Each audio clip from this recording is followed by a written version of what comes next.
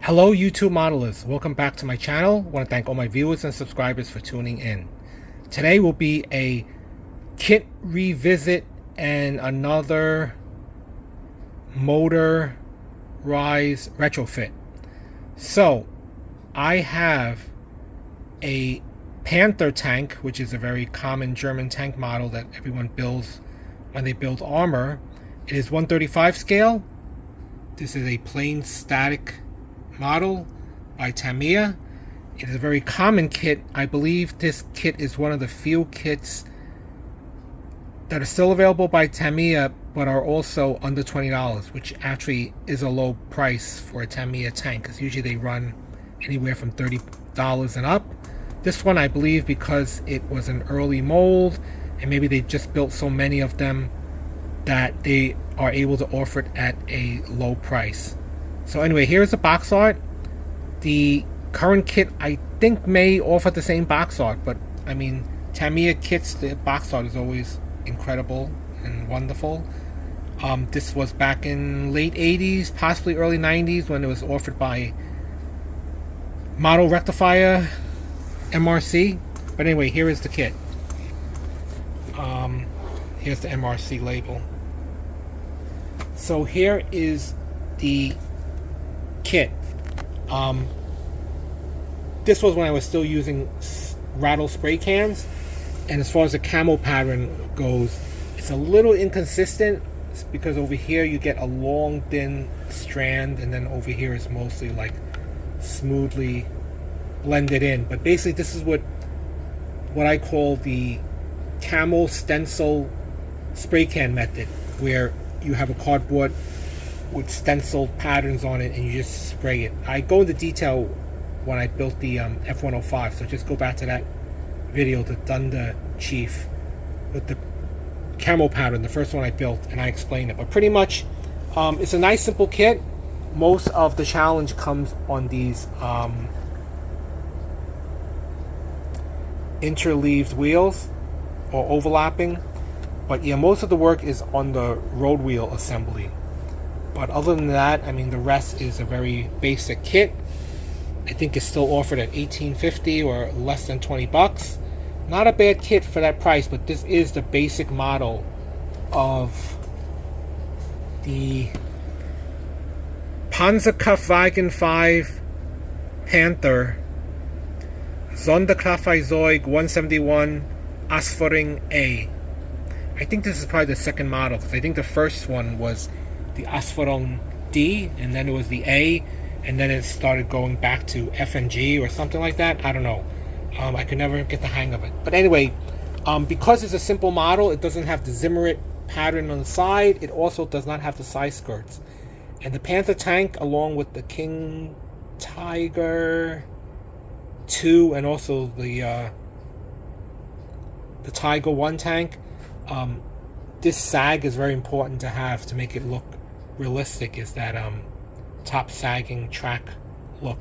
So what I did, because this was a static model at first, I took a little trick I learned from the Lindbergh T55, and that is they glue a little piece of plastic to depress the track. Or what some people do is they glue it, but I never like to glue the tracks down because I like it to somewhat move, and it does kind of move a little bit, but now with that pin it doesn't quite move. So you can tell it's not too bad, a little inconsistent. Of course, the deadhead skull, the two Panzer crewmen, some okay detail, but for entry, what I call an entry level model, it does come with some operating features. So for example, this one, the hatch opens. I mean, there's not much of an interior, so there's nothing to see. That opens. Machine gun, two figures. I think he's a full torso figure. This is a half torso figure. Also the hatch, if you want to, you can just take the figure out and then just cover it. This lifts up and covers over the holes. Same thing with this. These hatches also are movable too, so you can just move it over the hole and cover it. Like that, so you can cover it. Machine gun, of course, is movable. And the driver's viewport is also, you can close it as well.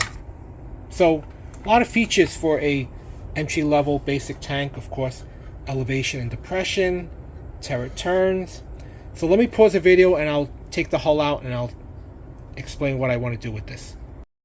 Okay, so I slid the top off, and it's very easy to remove because a lot of these Tamiya tanks were motorized at one time. So if you want to also do motorized conversion, sometimes it's best to pick up a earlier release and not a current release, because sometimes after they retool it, they eliminate a lot of the redundant or extra parts to make it movable. So for example, some models, they do away with the polycaps and you just glue the road wheels straight onto the pins, which is not good if you want to motorize it. But anyway, this one, you just slide the front piece down the side, and then over here is a little lock that latches on to that slot. So this is built to be removable, and of course from the holes you can tell it was motorized, or it was offered as motorized. Now usually when it comes motorized, in addition to the engine and the battery and some of the electrical components, they also tell you to remove these plastic pins, and for extra strength they would either give you a metal rod, usually the front and back idler wheel, and of course the drive wheel would be directly connected to the electric motor. But as you can tell from the teeth, this is a front sprocket drive Panther tank, although the engine of course is in the rear. Obviously on the real Panther they would have a transmission or some kind of drive shaft that brings the power to the front. But on the model kit, it looks like they deceive you by sticking the engine in the back, and they actually, I mean, I don't have it in front of me right now, but I do have the idler wheel, and it looks like the idler wheel had a different type of teeth for the motorized version. So I think the motorized version, the drive socket is in the back, even though realistically it should be in the front. And I think that's because you have more room in the back, right? It's more squarish, as opposed to this is too pointy, so you don't have much clearance. It also looks like the first road wheel and the last road wheel, they give you a replacement metal axle as well for additional strength. Of course, I will have to remove this, but one thing I just want to tell you about the tension is, if the drive wheel is in the rear, then the side where the track enters has tension, while the side where the track exits will have the slack, which actually will help the look, because if you have slack on the top, it will give this nice curvature. Or you can just spend $30 and buy the metal link tracks, which make it look more realistic, because you'll have some weight from the metal, from the material being made of metal, and then you'll also get the sagging look. But it is nice to get that sag. So I think I might look into deceiving people and just put the drive sprocket in the rear that's connected to the electric motor. Now, as far as electric motor goes, so far I've been using 3 types of motors. Well, if they don't supply the factory one, or I don't have the factory supplied ones. But I have this one, which is great because it's twin engine. It has a lot of torque, and it has multiple places where you can stick the axle. So depending on how high or how low, you can choose your mounting hole for the drive axle. But the problem with this one is this middle hole is for the low gear, and then these two are for the medium to high gear. So if you see my Tiger 1 tank, it runs a little quick. There's no way I can convert it to low unless I use the middle one. And for these tank kits, you try to get the motors with the holes or the drive axles on the very edge or the very end, because most of the tank on the hull is mostly going to be on the edge, so it's never going to be right in the middle. So you kind of need, you know, the small clearance. So that's why you try to choose motors that have multiple mounting locations and also on the very edge, not in the middle. So if you buy this motor, slow or low gear won't be available, only medium to high, which might be a little too fast for some of you. So this is good, but it has its cons. This one that I use in the Elephant is good because it's multiple positions. You can turn the axle any way you want, but the biggest problem with this one is you have this rod, which even though you cut it, will be sticking out, and that screw also sticks out. But look at the low clearance needed. So this is good because you can turn it, mount it to the top or mount it to the bottom, like in this picture. So you can mount it on the top or turn it around and mount it on the bottom. See how little clearance you need? But you get this rod and screw that sticks out.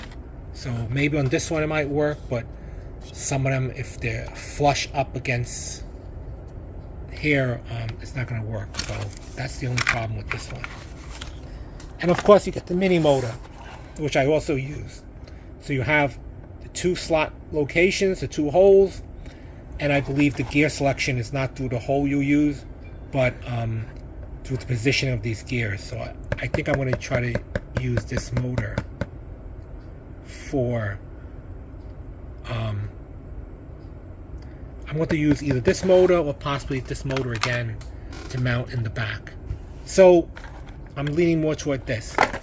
So that's what I want to do with this one. I'm going to try to motorize it as usual, and then maybe stick a light in that light housing. And on this one, I usually leave it as a survivor, but I think I might try to sharpen it up or tighten it up a little bit. Maybe tighten up a little bit with some dull coat, flat clear, maybe some black panel line accent, and possibly do like a brown or black wash on this. But usually I don't touch the survivor kits, but I think this one I might do it. So those are plans for this Panther tank. Alright, so this is where we stand with the motorizing the Panther. I was working with this mini motor and I completely forgot that even though this is small and this is good for light to medium tanks, the axle it came with is way too short. So if you notice, it's not wide enough.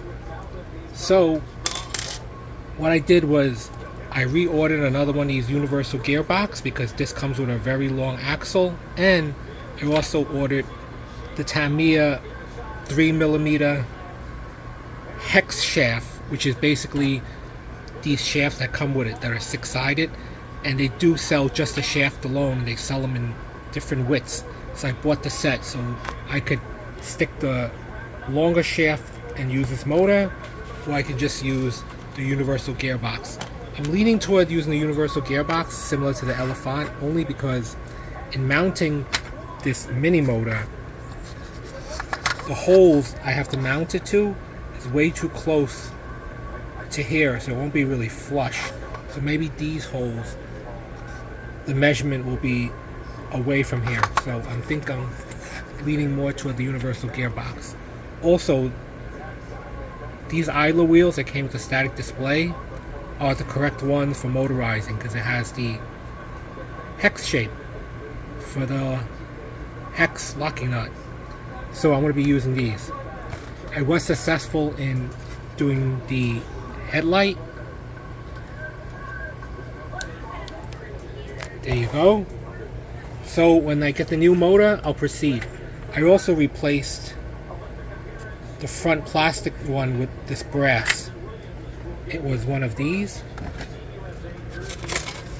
I actually got the 2 sizes because it kind of fell in between. I needed my Dremel tool to file away because one was undersized and one was oversized. I ended up going with the oversized one, so I just filed away, and the plastic treads were really pulled tight. So if you notice the oval hole I made, I backed this one up so to give it the tracks a little bit more slack. So that's where I stand. So I'll continue when I get the motor.